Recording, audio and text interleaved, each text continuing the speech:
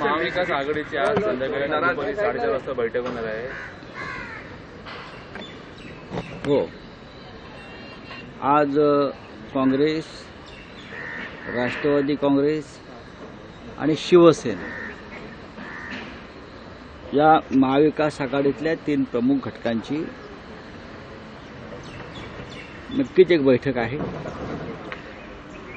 आणि ती बैठक ही खास करून प्रचार यंत्रणा, कॅम्पेन, आगे की रणनीति, कॉमन मिनिमम प्रोग्राम अजेंडा या संदर्भात चर्चा करण्यासाठी आहे. जागा वाटप किंवा जागांची अदलाबदल या संदर्भात तिथे कोणतीही चर्चा होणार नाही, कारण तो विषय संपलेला आहे. आता फक्त पुढले ज्या निवडणुका 5 टप्प्यात होत आहेत किंवा 7 टप्प्यात होणार आहेत देशात, महाराष्ट्रात, त्यावेळेला एकत्र जॉईंट सभा घेणं, एकत्र सभा घेणं, प्रचाराची दिशा काय असणं, कोणत्या मुद्द्यावर आपण पुढे जायला हवं, महाराष्ट्रातले प्रमुख प्रश्न कोणते आहेत, कोणत्या विभागात कोणी जायला हवं, माननीय उद्धव ठाकरे आणि शरद पवारजी यांच्या एकत्र सभा कुठे घेऊ शकतो, या पुन्हा काही प्रचार साहित्य कशा प्रकारे असायला पाहिजे, प्रसिद्धी कशा प्रकारे असायला पाहिजे, यावर आज चर्चा होण्याची शक्यता आहे. सर, हिंदी में बताइए, आज 4:30 बजे जो है महाविकास आघाड़ी की बैठक है, कुछ सीटों का जो है चयन अभी भी बाकी है. 4:30 बजे आज एक जरूर हमारी मीटिंग है महाविकास आघाड़ी के 3 प्रमुख दलों की. कांग्रेस, राष्ट्रवादी और शिवसेना के सभी प्रमुख नेतागण वहाँ बैठेंगे, लेकिन उसमें कोई सीट शेयरिंग या सीट के अदला बदल के बारे में चर्चा नहीं है. उसमें खास करके जॉइंट रैलीज, कैंपेन और कॉमन मिनिमम प्रोग्राम क्या होना चाहिए, किस विषय पर हमको आगे जाना है, क्या रणनीति होनी चाहिए, उस पर चर्चा होगी. और महाविकास आघाडी में सब कुछ ठीक चल रहा है. देखील उपस्थित राहणार नक्कीच. शरद पवारजी आहेत, उद्धव ठाकरेजी आहेत, पृथ्वीराज चव्हाण असतील, बाळासाहेब थोरात असतील, नाना पटोले असतील. सर, कांग्रेस नाराजी दूर वंचित बहुजन आघाड़ी को लेके आखिरी मोमेंट तक आप बोल रहे थे कि हमारी बातचीत हो रही है. करेंगे ना, क्यों नहीं करेंगे. कल उन्होंने अपनी करते हैं. चुनाव है, इलेक्शन है. अब 9 लोगों का एक लिस्ट उसने जारी किया है. इलेक्शन 5 स्टेप पर है ना, बहुत टाइम है, बातचीत जारी रहती है. हाँ, आपलं काय म्हणणं आहे. तुम्हाला अजूनही विश्वास आहे का की वंचित बहुजन आघाडी उर्वरित जागांसाठी आपल्याबरोबर बोलणी करेल किंवा उर्वरित जागांसाठी नाही, या देशामध्ये असलेलं दळभद्री हुकुमशाही, शोषण जे चाललंय सरकारकडून, भ्रष्टाचार, संविधानाची हत्या, याच्या रक्षणासाठी आम्ही जी एक लढाई करतोय, त्यात बाळासाहेब आंबेडकरांशिवाय ती लढाई पूर्ण होऊ शकत नाही. संविधानाचं रक्षण करणं ही फक्त आमची जबाबदारी नाही, सगळ्यात जास्त जबाबदारी आंबेडकरांची आहे, कारण त्यांनीच हे संविधान देशाला दिलं आहे.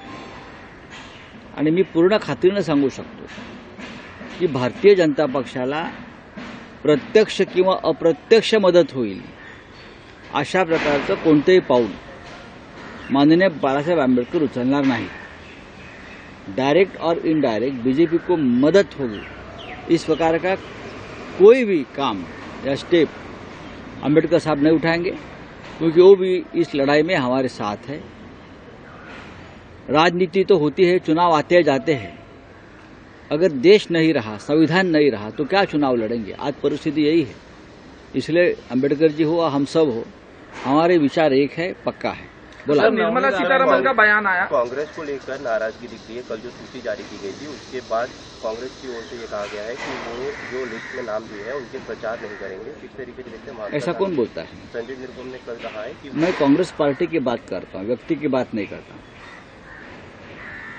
मैं Congress party as a whole, मैं उनकी बात करता हूँ. मैं किसी व्यक्ति विशेष ने कुछ टिप्पणी की उसके ऊपर बात नहीं करूंगा. ये बात अगर मल्लिकार्जुन खड़गे साहब ने कही है तो उसका ऊपर मैं टिप्पणी करूंगा. ये बात अगर नाना पटोले जी, बाळासाहेब थोरात जी ने की है, या पृथ्वीराज चौहान जी ने की है तो मैं बात करूँ।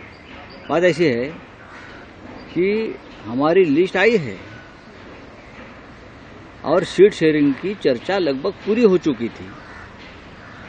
अब रामटेक हमारी सिटिंग सीट है ना, आपको तो सबको मालूम है, 5 बार जीत चुके हम लोगों से। अब वहाँ कांग्रेस ने अपना उम्मीदवार खड़ा किया, नाम घोषित किए, तो हमने क्या उसके ऊपर आक्षेप लिया है, ऑब्जेक्शन किया है? नहीं किया है, क्योंकि हमने ये तय किया था कि रामटेक आप लड़िए, मुंबई की जो ये सीट है नॉर्थ मुंबई वाली वो हम लड़ेंगे। ये बातचीत हो गई है। सांगली वाली सीट है, सांगली वाली सीट के बारे में ठीक है, कांग्रेस पार्टी के मन में कोई दर्द हो सकता है।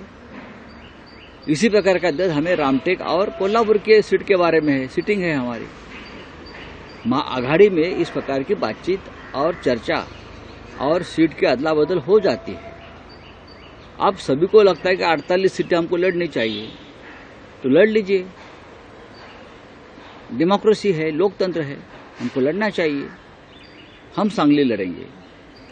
मैं जरूर ये मानता हूं कि सांगली में कांग्रेस पार्टी का केडर है, हमारा भी है, कोल्हापुर में भी हमारा था, रामटेक में हमारा था। अब एक केडर महाविकास आघाड़ी के साथ अगर आता है तो सांगली वाली सीट महाविकास आघाड़ी को हम दे सकते हैं ना, शिवसेना हो, एनसीपी हो या काँग्रेस हो, हे महाविकास आघाडी आहे।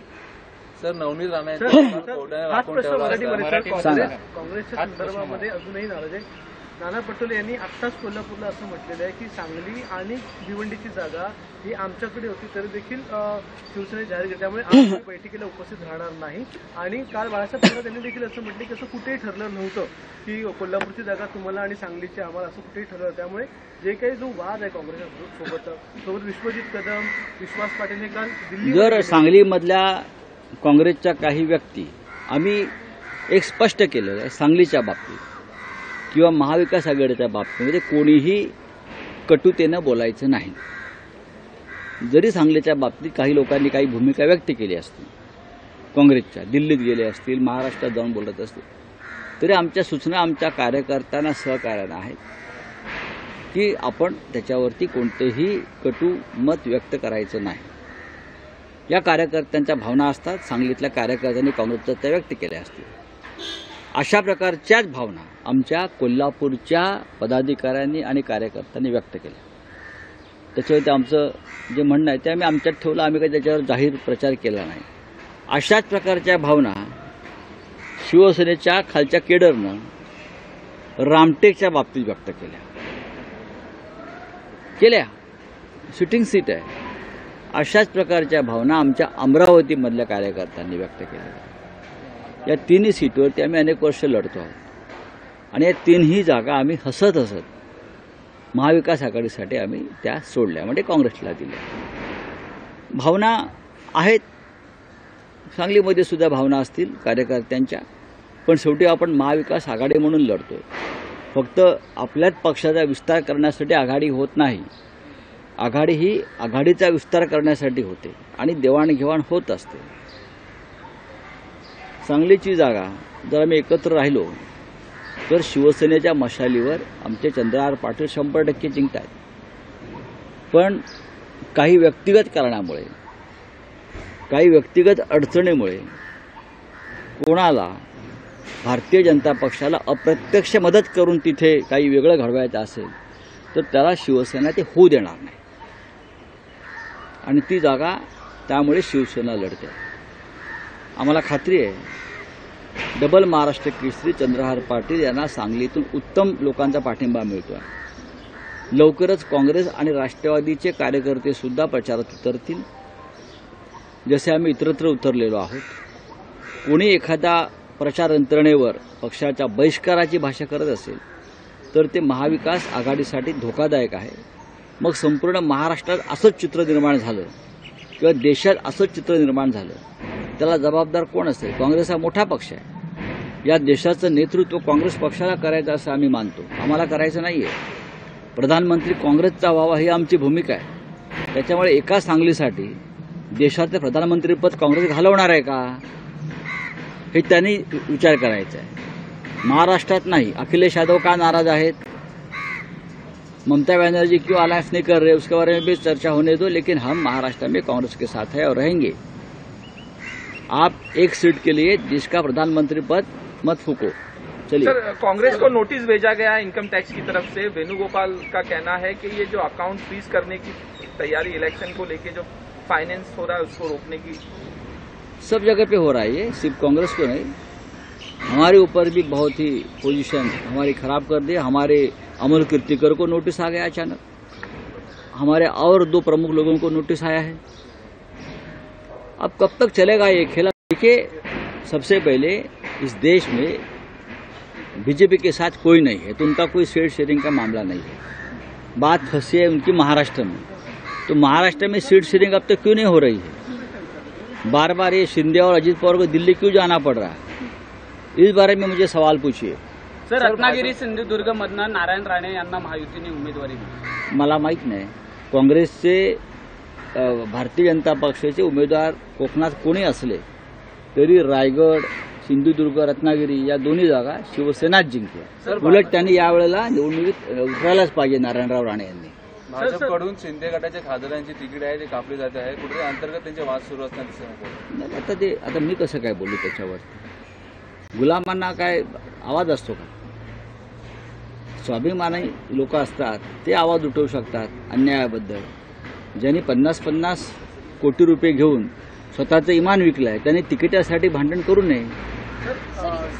संपूर्ण महाराष्ट्रातल्या जागांचा तिढा जरी सुटलेला असला तरी ठाण्याची सीट अजूनही सुटलेली नाहीये आणि एकनाथ शिंदेकडूनची सीट जवळपास गेली आहे आणि भाजपची सीट असं कळत आहे। काय वाटतं शिंदेकडे काय राहिलंय तुम्ही सांगू शकता का?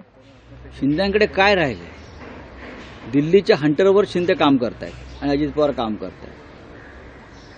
त्यांच्याकडे या क्षणी काही राहिलं नाही, ते कपडे घालून फिरतायत मुख्यमंत्री, तेच नशीब समजा, तेही वस्त्रहरण केलं जाईल। कल्याणचा उमेदवार आपला कधी निश्चित होणार आहे आणि दक्षिण मुंबईमध्ये जे खिचडी घोटाळ्याचा आरोप असणाऱ्या माणसाचा आम्ही प्रचार करणार असं कोण म्हणताय? मग केजरीवालवरती जे आरोप आहेत त्यांच्या मागे काँग्रेस का उभी आहे? किंवा हेमंत सोरेन यांच्यावरती आरोप आहेत, त्यांना अटक झाली, त्यांच्या मागे काँग्रेस पक्ष का उभा आहे? याचं उत्तर कोणी देऊ शकेल? मग तिथेही सांगा। घोटाळ्याचा आरोप नाही, खोटे आरोप आहे, ते सगळ्यांना माहिती आहे। आता कोणी काय व्यक्तिगत आरोप प्रत्यारोप करत असतील त्याच्यावरती। लोकशाही मराठी ऐका, पहा, जागरूक रहा।